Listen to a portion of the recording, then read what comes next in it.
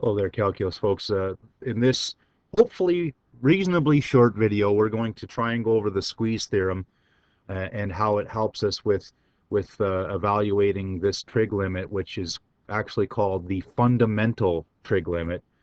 And the squeeze theorem is used to evaluate all sorts of limits that are difficult to evaluate, but there is a bit of a trick to the squeeze theorem, and it's not a very difficult trick. It's just one that we don't take in our course, although we use it right here, right now. Remember, what you're responsible for is remembering what the values of this one is equal to 1, this one is equal to 0. Those are the things that you're responsible for. All right, so here goes the squeeze theorem. If you read this carefully, you wouldn't need to watch this video. So if you want to turn me off, then you go right ahead. Um, so it says, when generating the derivatives for this, the problem quickly breaks down to the values of these two limits. Although we could get an answer from using our calculator or from a graph using technology, this isn't very satisfying from a mathematician's point of view. What I have called not very calculusy, not very rigorous. We get an idea, but we're not sure. So this is a proof. We use something that's called the squeeze theorem. The squeeze theorem is actually, I think, a pretty easy thing to see and a hard thing to do. The squeeze theorem states that if on an interval around x equals a, so there's x equals a, we have f is less than g, which is less than h. So we've got these, these functions that are in a pecking order where f is lower than g, which is less than h. We can see that g is squeezed in between h and f, right? That's where the word squeeze theorem comes from. But the idea here is that we know the limit as x approaches a of f is this value L, and the limit as x approaches a of h is L, then we know the in-between one must be L as well. That makes sense, right? H is higher, F is lower, G is squeezed in between. We know that these two limits are both L, then in between must be L as well, even though we don't know that limit at all. It says this seems fairly obvious, but is more difficult to find known limits, these two things to be known when that's not known. So the squeeze theorem's hard because we've got to pick these two values, or these two functions, and so that we know what the limits are equal to where this one's not. And this actually is a little bit difficult. And this is what the rest of this page is all about. So one case is the limit as x approaches 0 of sine x over x. How do we pick the functions f and h? What are the value of the limits?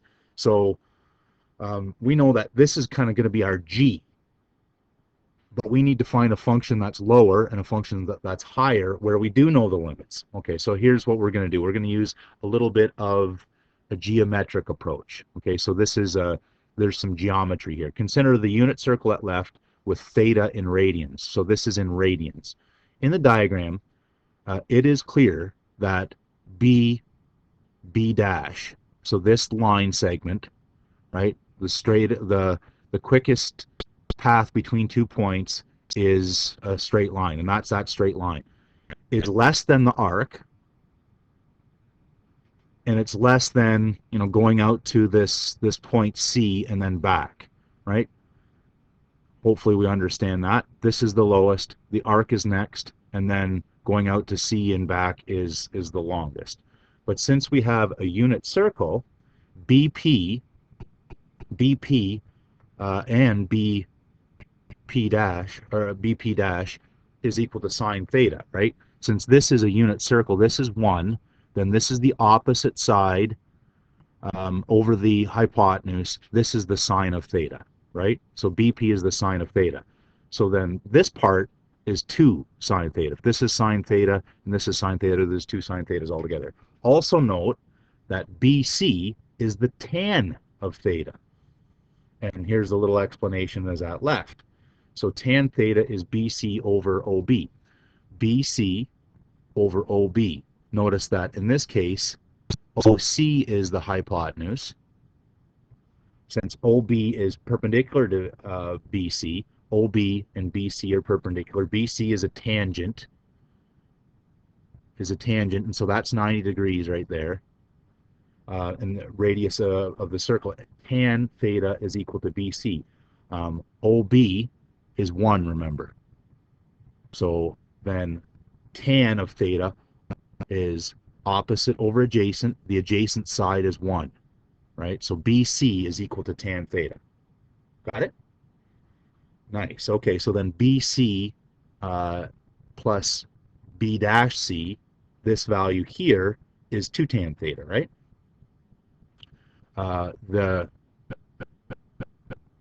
This thing here is 2 thetas, right?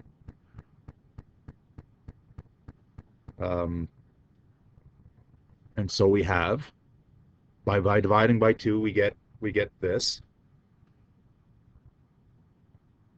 By 2 sine theta, rather, we get that. And then from here, this is pretty close to what we want, right? That's pretty close to what we want. So then we have flipping everything. And it says flipping is one of those nasty operations like multiplying by a negative, where if we flipped it, the sign, the inequality isn't true anymore. So which is not true unless we switch the direction of the equality sign.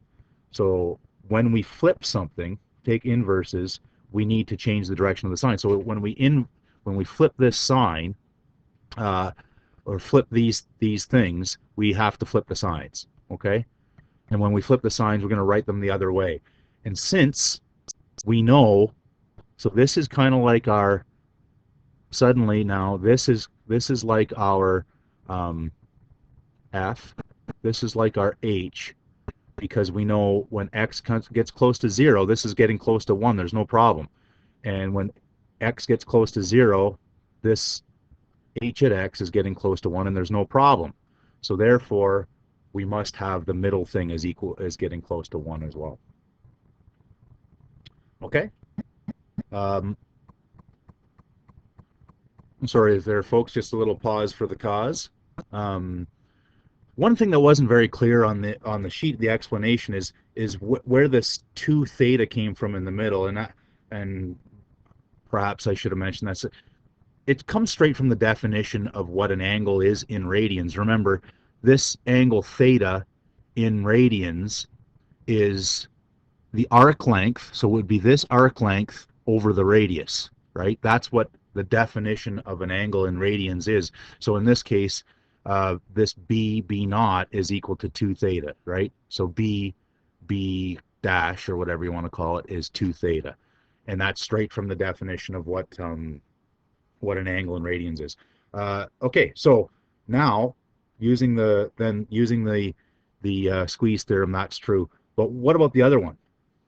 Well, and you don't have to write this down necessarily. Why is this equal to 0, right? So we don't have that using the squeeze theorem, and certainly we probably could use the squeeze theorem, but watch this little bit of trickery. We multiply by a convenient form of 1, and the idea here is now we've got in the back of our mind, we've proven this, so how can we use it? And in doing this, we're changing this to have this fact in there. Okay, so cos squared h minus 1, this looks a lot like the Pythagorean identity, right? The Pythagorean identity, which is equal to, put the cos squared on the other side, multiply by minus 1, then I get this expression that I have on the top. Now I can put it in terms of sine squared h. And again, I'm thinking about this fact. Can I use this fact? And indeed I can. Just hang on. Right? I'm splitting it up. There's my fact. But what's this other garbage? Am I going to get 0 over 0 here as well? No, because when I put in h as 0 here, cos is 1, sine of 0 is 0, so I'm going to get 0 over 2. I get my fundamental trig limit that I just evaluated using the squeeze theorem equals 1 times 0 over 2, which is 0. So therefore, I've got my other trig limit exactly like I want it. Okay? And again, remember, your responsibility is to remember these facts, but I wanted to expose you to some of this first year university math before you got there. All right, thanks for listening.